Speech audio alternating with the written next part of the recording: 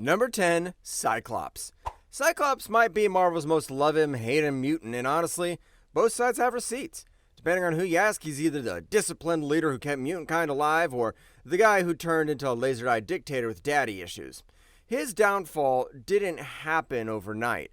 It's a slow burn disaster that starts with a philosophical fight, literally catches fire, and ends with him becoming the face of mutant revolution. It all kicks off an X-Men schism in 2011 when Scott and Wolverine stop being best frenemies and start being ideological enemies. Cyclops believes mutants need to toughen up, train the kids, fight harder, no excuses. Wolverine, on the other hand, wants to protect the children, not turn them into soldiers. He's a sweetie. Their brawl splits the X-Men down the middle, and suddenly Scott's not the golden boy anymore. He's the mutant general who sounds a little too comfortable with wartime speeches. Then comes Avengers vs. X-Men in 2012, and that's where things officially go nuclear. Cyclops bonds with the Phoenix Force because sharing cosmic firebirds always ends well. And in the chaos, he kills Professor Xavier.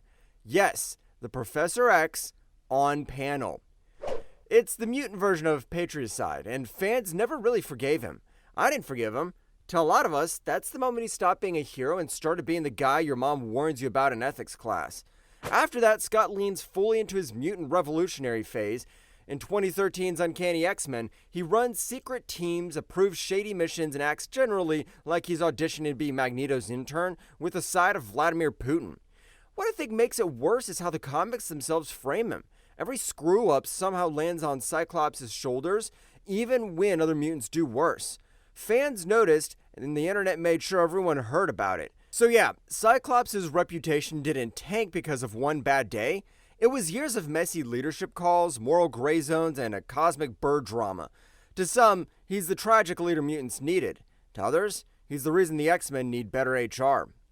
Number 9, Miles Morales. Imagine being born right after a beloved hero dies and everyone immediately blames you for it. That's basically how Miles entered the scene. In Ultimate Spider-Man 160, in 2011, Peter Parker dies a heroic, tear-jerking death. 2 months later, Ultimate Fallout number 4 drops, and boom, there's Miles in a spider suit. Fans who had just ugly cried over Peter's last breath looked up and said, "Who's this kid and why is he in my web-slinger's clothes?" That timing felt like Marvel was saying, "Anyway, here's your new Spider-Man," which made people lose it.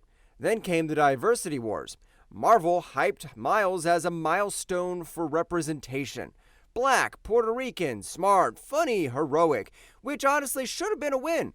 But some fans got salty about what they saw as that classic corporate move, "Look, we're progressive now." The complaints weren't always about Miles himself, they were about Marvel's marketing, which I think sometimes came off like a press release instead of storytelling. And when people feel like they're being told what to celebrate, they usually dig in harder. What made it worse, of course, the internet. Forums, Reddit, YouTube comments turned into war zones. Some folks were reasonable. Others were being racist gremlins like an army of gypsy crusaders. Misinformation spread fast, including claims about Miles replacing Peter in all comics or being written as better than Peter. None of that was true, but once the outrage engine starts, it never stops. Even fans who did like Miles had gripes about his stories. Early issues wobbled between heartfelt and awkward, and when he moved into the main Marvel universe after Secret Wars, it continued to get messy. Suddenly, he was sharing space with a very alive Peter Parker again, and we weren't sure what the rules were anymore. Put it all together, a beloved hero's death, a rushed introduction, some clumsy marketing, and an internet fueled by rage clicks, and you've got the recipe for why parts of the fandom still act allergic to Miles Morales. Number 8, Sentry. Sentry is the comic book equivalent of that kid in class who shows up on the last day and somehow gets voted class president, valedictorian, and prom king all at once. And then everyone wonders why they're annoyed. He bursts onto the scene in the Sentry number 1 in 2000 as a retconned Golden Age hero who supposedly shaped Marvel's history for decades. Paul Jenkins' idea was he's been a legend all along, but the storytelling barely earned it. Fans saw it as someone telling them, "This guy's the most important hero ever," and naturally we readers rolled our eyes so hard they almost left orbit. Then there's the power problem. The Sentry is billed as having the power of 1,000,000 exploding suns, which sounds epic until you realize writers kept dropping him into fights just to reset conflicts or stomp villains without tension. One-shots like Sentry Hulk #1 show him steamrolling problems instead of building drama. It's like giving a toddler a bazooka and calling it fine. That's kind of overpowered storytelling and makes him feel disruptive, unfair, and honestly, to me, impossible to root for. Sentry hits peak controversy in Siege in 2010. Here, the Void, Sentry's darker side, because of course he has one, tears Asgard apart, kills heroes, and ends up begging Thor to end him. Thor obliges, and the event cements Sentry as the ultimate emotional shortcut weapon, a plot device so heavy-handed it leaves readers asking, why do we even bother? That single event is the spike of hate that so many fans cite. On top of that, his mental health gets tossed around like a hot potato. Across 2005's New Avengers, Dark Avengers, and later Sentry volumes, writers couldn't settle whether the Void is real, if Sentry is a persona, or how his psychosis functions in the story. Serious trauma gets reduced to spectacle, with illness used to justify chaos and absolve him, which makes his arcs feel exploitative rather than meaningful. Put it together, Sentry's overly hyped origin, insane power scale, catastrophic use in Siege, and inconsistent mental health handling all stack up on a single page. I think the fans have concrete reasons to be frustrated, and the internet simply magnifies it. In short, Sentry's story is less a hero's rise and more about what happens when you combine retcon, god-tier powers, and messy ethics in one unstoppable package. Number 7, Angel. Angel's the kind of character who should have had it easy. Rich, handsome, no homo, literal wings, the full heavenly hero package. But Marvel looked at this golden boy and said, what if we ruined him? Over and over again. That's basically been Warren Worthington's comic career ever since. Fans don't hate him because he's boring, well, he is, but they hate him because every time his life starts making sense, someone decides he needs more trauma and a personality reboot. It starts in X Factor number 23, where Apocalypse decides Warren would look better in blue with metal wings, and an urge to murder people. The transformation from Angel to Archangel is comic book body horror at its finest. His wings are mutilated, his mind twisted, and suddenly he's slicing through enemies like a goth gamer girl on steroids. Fans saw that as the moment he stopped being a character and started being Apocalypse's favorite puppet.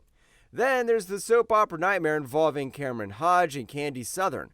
Across early X Factor issues, Warren's best friend, Cameron, betrays him. His girlfriend gets lobotomized, and the whole arc dials the tragedy up to 11.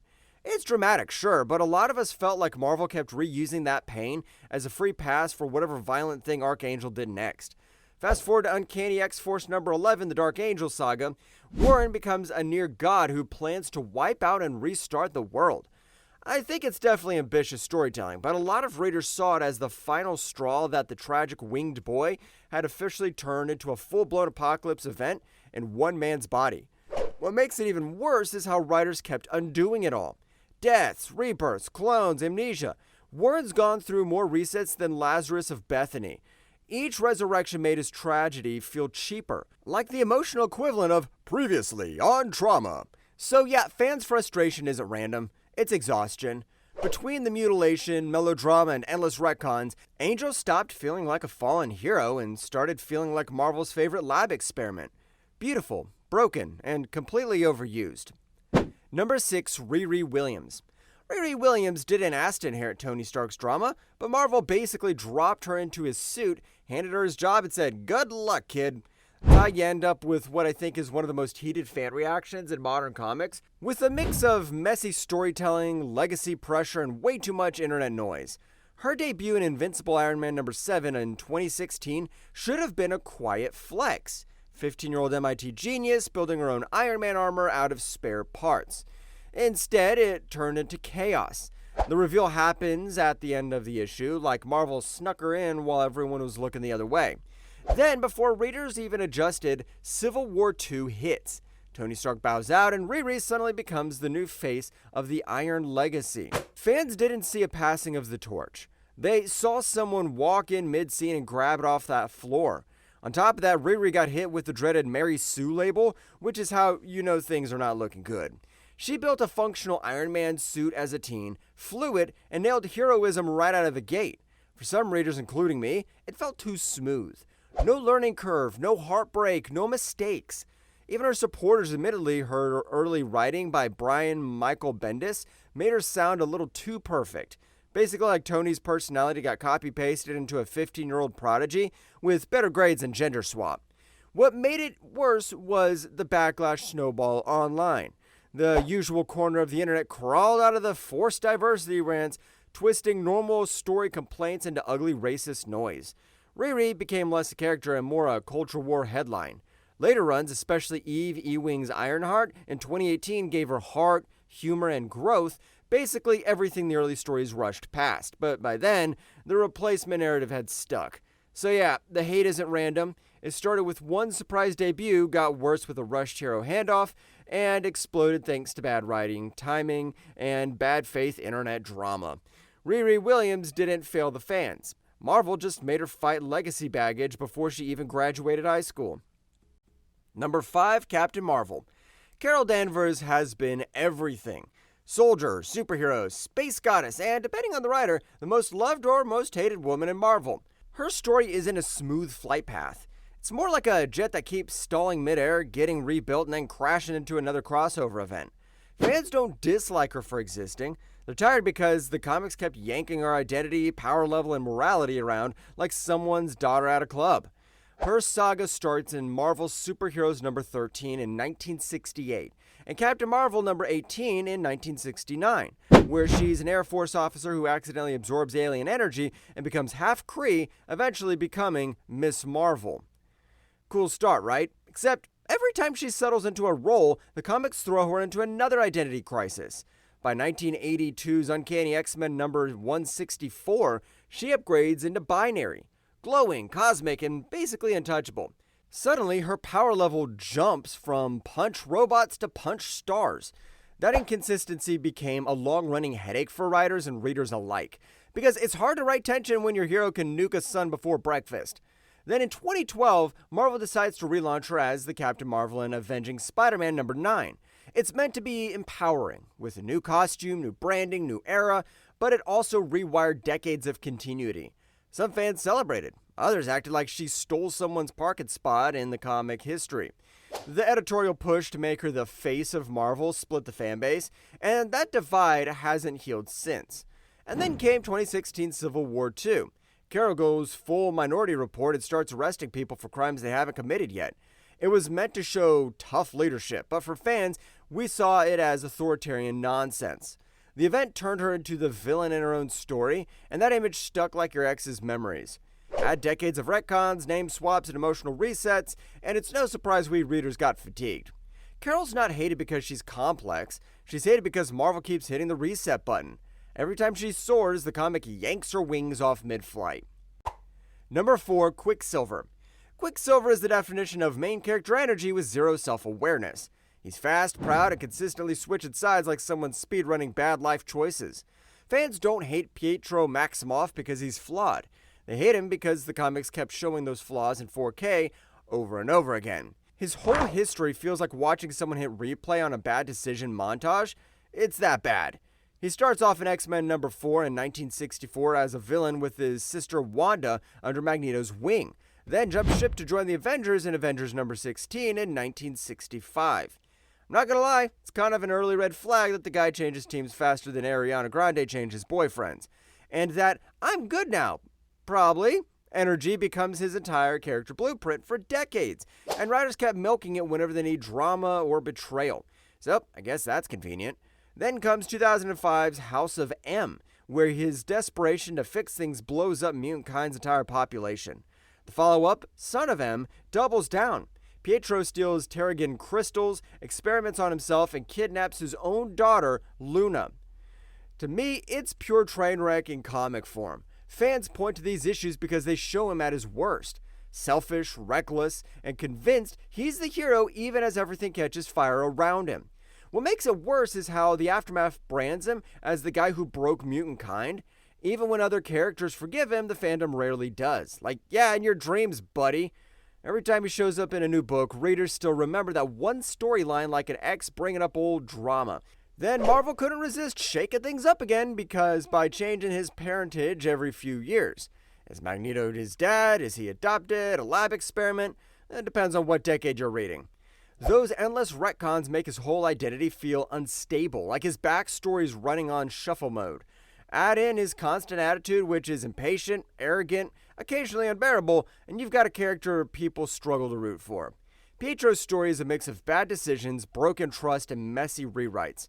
He's fast, sure, but emotionally, he's been stuck in the same loop since 1964. Number 3, Mr. Fantastic. Reed Richards is what happens when the smartest man alive turns into guy who ruins everything because he's too smart to ask for help. He started out as Marvel's poster boy for science and adventure in Fantastic Four #1 in 1961, a brilliant leader who just wanted to explore space with his friends.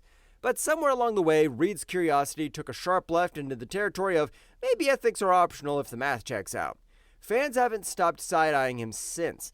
Things got extra weird in Fantastic Four #570, introduced the Council of Reeds, which is basically an interdimensional support group where every Reed from every universe gathers to solve problems by committing war crimes in the name of efficiency. These Reeds lobotomize enemies, erase worlds, and treat morality like a speed bump. What makes it worse is that the 616 Reed doesn't exactly shut it down. He sort of nods along like, yeah, fair point. It's the moment fans started calling him less Mr. Fantastic and more Mr. Fantastic. Then Hickman's New Avengers run hits and suddenly Reed's blown up alternate Earths to save the main one. Whole planets? Gone. Entire realities? Toast, but not disguised. All in a day's work for science. The Time Runs Out arc and Secret Wars lead up, showing him fully leaning into the utilitarian scientist role. And while it's epic storytelling, I think it also is the smoking gun for everyone who says Reed is emotionally tone deaf. On top of that, his habit of lying to teammates, setting traps, and pulling for your own good stunts in New Avengers made him look more like a chess master than a friend. Fans read those panels and went, yeah, that's the guy who invented a death ray and called it a preventative measure. And because Marvel loves to reboot, writers kept flipping him between a family man and cold cosmic tactician. The result? Readers never knew which Reed they were getting. And the dad with the stretch powers or the genius who'd destroy a universe before GTA 6. Either way, he's proof that too much brain power and zero chill makes for one seriously divisive hero. Number 2, Hank Pym. Hank Pym is that guy in every friend group who's both the genius and the reason everyone needs therapy. On paper, he should have been Marvel's wholesome science dad. He discovered Pym particles, helped found the Avengers, and married Janet Van Dyne. But in practice, he's a walking how not to handle success seminar, and every big mistake he's ever made is printed in bold ink for the world to see. It all starts with Ultron. Yes, that Ultron, the murder robot who tried to nuke humanity more times than Yagoon. Hank literally built him using his own brain patterns, which is kind of like making a copy of yourself, but evil and made of metal. Avengers #58 ties Ultron's existence straight back to Hank's lab, and ever since, every time Ultron kills someone or blows up a planet, we fans look at Hank like, so this is your fault, right? Then comes Avengers #213, the issue that forever changed how readers saw him.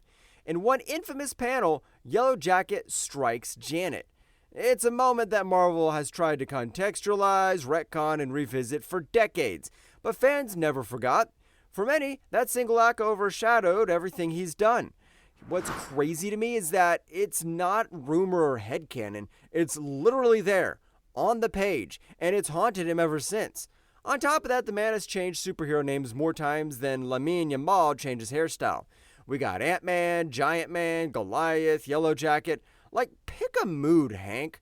It's no wonder we often joke that his true power is a midlife crisis that never ends. Add to that his messy mental health arcs, breakdowns, delusions, guilt, which writers often use as a shortcut to drama instead of meaningful exploration, and the character becomes exhausting.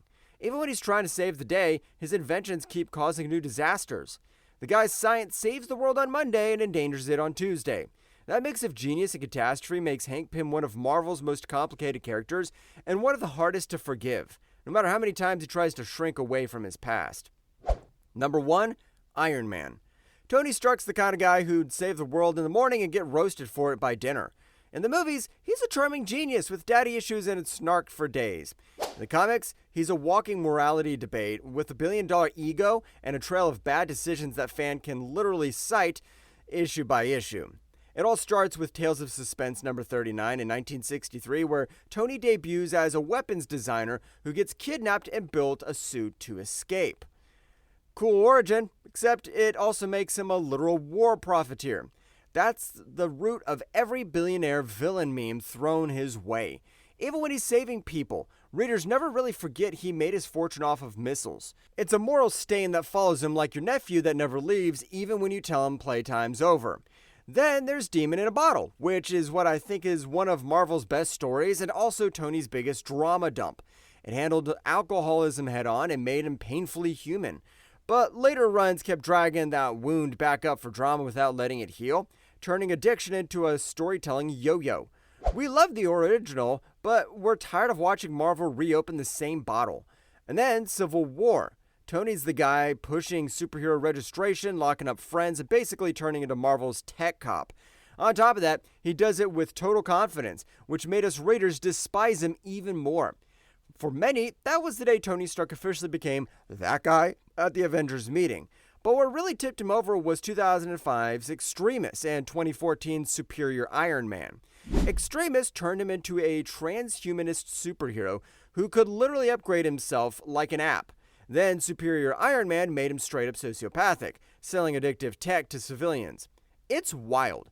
Every time writers try to reboot or redeem him, they end up making him more of a self-aware villain with better PR than LeBron James.